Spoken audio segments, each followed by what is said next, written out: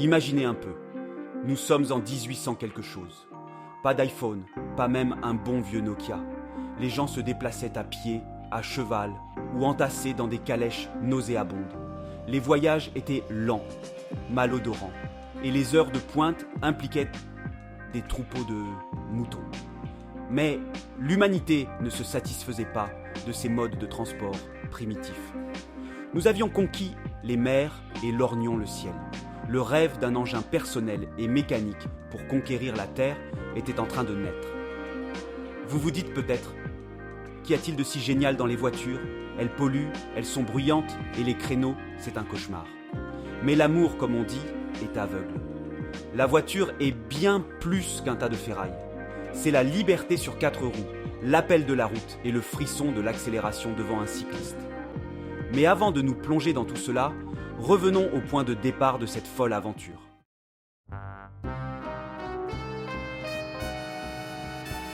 Le truc avec les inventions, c'est qu'elles apparaissent rarement de nulle part. L'automobile n'a pas fait exception à la règle. Elle a été l'aboutissement de siècles de bricolage et d'expérimentation. Les premiers pionniers ont bricolé des machines à vapeur, des mécanismes d'horlogerie et même l'énergie éolienne pour créer un véhicule automoteur. Ces premières tentatives étaient aussi gracieuses qu'un pingouin sur des patins à roulettes. Mais ensuite, Carl Benz et Henry Ford, des visionnaires, ont révolutionné l'automobile.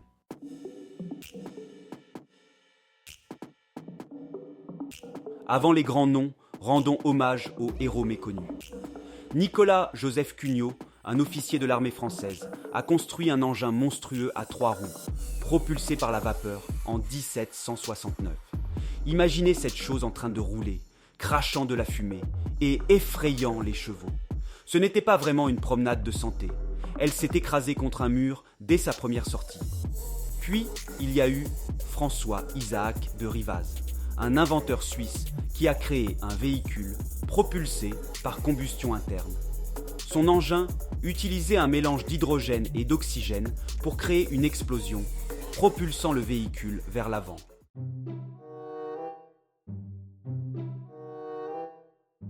Ses premières tentatives étaient maladroites, peu fiables et inconfortables. Le principal obstacle ? L'absence d'une source d'énergie décente. Les moteurs à vapeur étaient encombrants, lourds et mettaient un temps fou à produire de la vapeur. Pendant un certain temps, il a spétumélisi.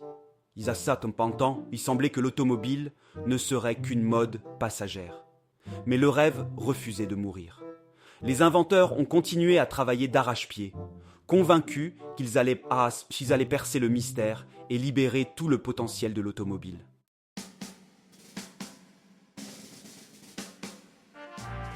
Vous vous souvenez de Rivaz et de sa voiture explosive à hydrogène ? C'était trop volatile pour une consommation de masse. Ce qu'il fallait, c'était une explosion plus contrôlée. C'est là qu'intervient le moteur à combustion interne. Au milieu des années 1800, Étienne Lenoir et Nicolaus Otto ont fait des progrès significatifs dans le développement de cette technologie. Ces moteurs utilisaient un mélange de carburant et d'air, enflammé par une étincelle, pour créer une explosion contrôlée qui actionnait un piston. Le moteur à combustion interne était plus petit, plus léger et plus puissant que tout ce qui l'avait précédé.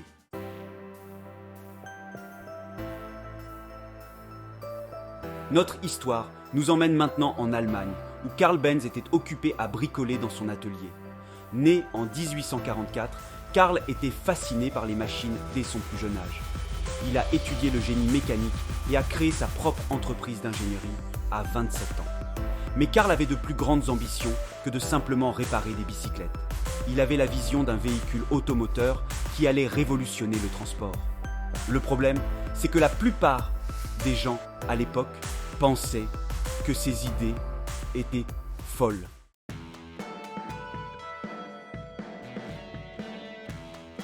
Sans se laisser décourager par les sceptiques, Carl a persévéré, animé par la détermination et la caféine. Il avait une arme secrète, sa femme, Bertha. Bertha croyait en la vision de Carl et n'avait pas peur de se salir les mains. En 1885, Carl a terminé la Benz Patent Motorwagen. Il s'agissait d'un engin à 3 roues, ouvert, propulsé par un moteur monocylindre à 4 temps. Vitesse maximale, un incroyable 16 km à l'heure.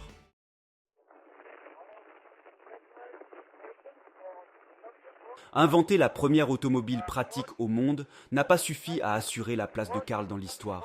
La patente Motorwagen n'a pas eu le succès escompté auprès du public, mais Karl était persévérant. Il a continué à peaufiner sa conception. En 1886,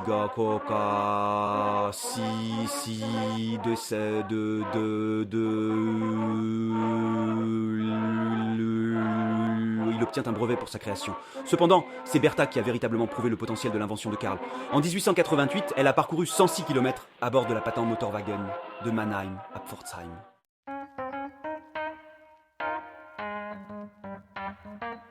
Le voyage en voiture de Bertha a été un moment charnière dans l'histoire de l'automobile. Il a prouvé que ces voitures sans chevaux avaient le potentiel de révolutionner les voyages. La nouvelle de la Benz Patent Motorwagen s'est répandue dans le monde entier. Les inventeurs et les entrepreneurs du monde entier en ont pris note. Pendant ce temps, en Amérique, Henry Ford était occupé à bricoler dans son hangar. Ford voulait construire une voiture pour le peuple, abordable même pour un humble fermier.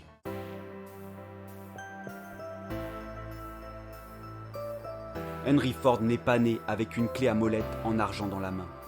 C'était un garçon de ferme du Michigan, doué pour la mécanique.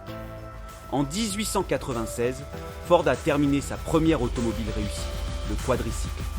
Avec le quadricycle à son actif, Ford a fondé la Ford Motor Company en 1903. Son objectif était de construire une voiture fiable, abordable et facile à entretenir.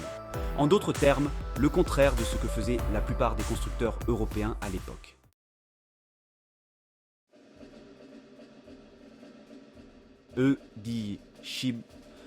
Les premiers modèles de Ford étaient innovants, mais un peu rudimentaires.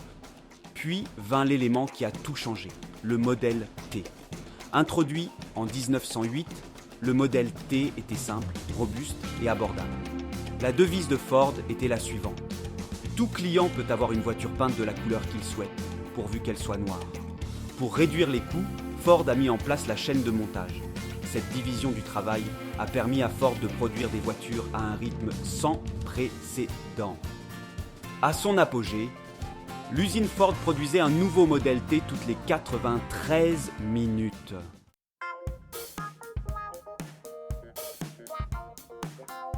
Le modèle T n'était pas seulement une voiture, c'était un phénomène culturel. Il a mis la possession d'une automobile à la portée de l'Américain moyen. Les agriculteurs, les commerçants, les médecins, tout le monde voulait sa part du gâteau du modèle T. Les méthodes de production à la chaîne de Ford étaient exigeantes, mais elles permettaient de payer les factures. En 1914, Ford a introduit la journée de travail à 5 $, ce qui a permis de remonter le moral des travailleurs et de réduire le roulement du personnel. Cela a permis de garantir un afflux constant de clients qui pouvaient désormais s'offrir les voitures qu'ils construisaient.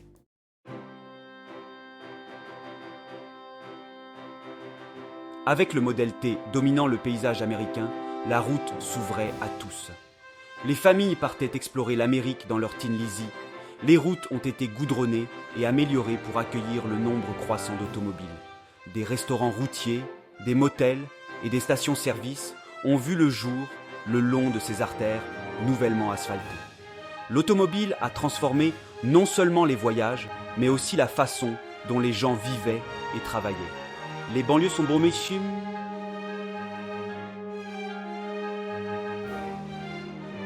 Devenu Tudelia, Easy Yondigan, le Méditerranée. Nonunazi, nouveau terrain de jeu du rêve américain, alimenté par la promesse de logements abordables et la liberté qu'apportait la possession d'une voiture.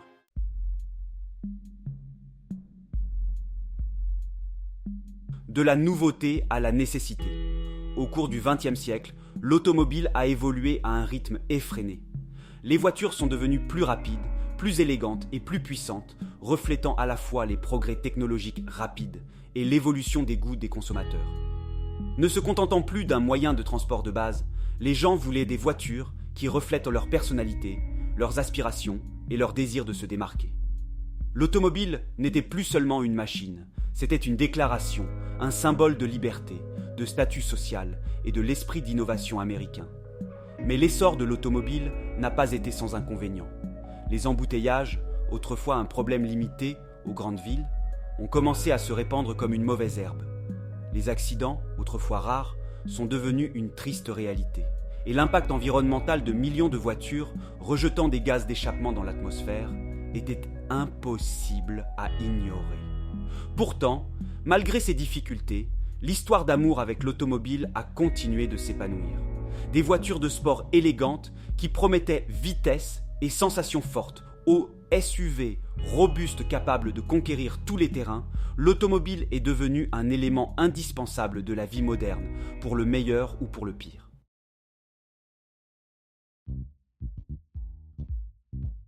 Contraventions de stationnement et autres mésaventures automobiles.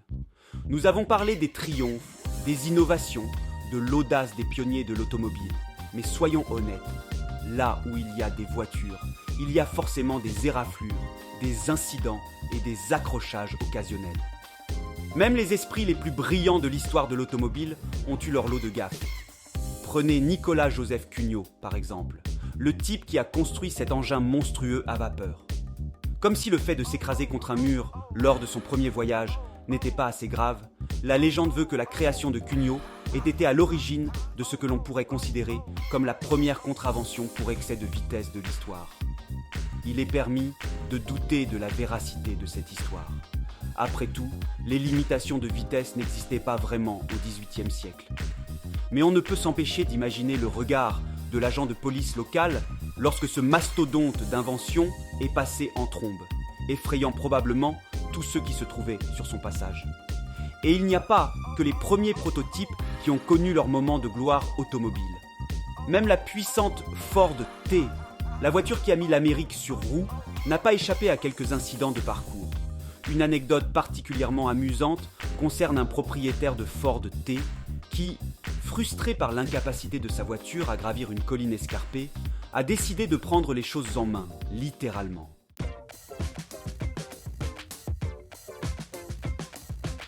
La voiture qui roulait à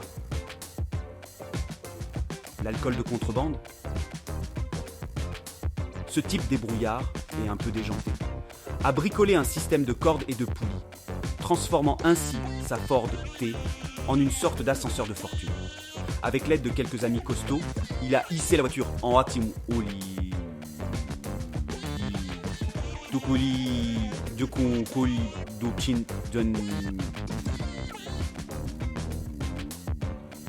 Le grand amusement des badauds. Ce n'était pas la solution la plus élégante, mais au moins elle a fonctionné. Et puisqu'on parle de débrouillardise, n'oublions pas l'ingéniosité dont ont fait preuve les gens en période de pénurie. Pendant la prohibition aux États-Unis, alors que l'alcool était, disons, difficile à trouver, certains individus entreprenants ont découvert que leurs fidèles automobiles pouvaient être adaptés pour fonctionner avec une source de carburant peu conventionnelle, l'alcool de contrebande. Je ne cautionne pas la conduite sous l'emprise de quoi que ce soit, mais il faut admirer l'audace de ces automobilistes, roulant à l'alcool de contrebande. Imaginez les conversations dans les bars clandestins. Hey, Earl, tu fais combien de kilomètres au litre ces temps-ci ? Oh, environ 10 kilomètres au litre de gnôle de maïs. Ces anecdotes, bien qu'amusantes, soulignent le fait que l'automobile a toujours été bien plus qu'une simple machine. Elle est le reflet de notre ingéniosité, de notre détermination et parfois de notre entêtement. Du ridicule au sublime, l'histoire de l'automobile témoigne de la capacité infinie de l'esprit humain à bricoler, innover et, à l'occasion, faire exploser des choses en cours de route.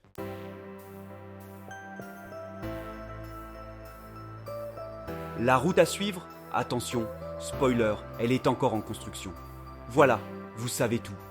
Un petit tour d'horizon des premières automobiles, des mastodontes à vapeur au taco fonctionnant à l'alcool de contrebande.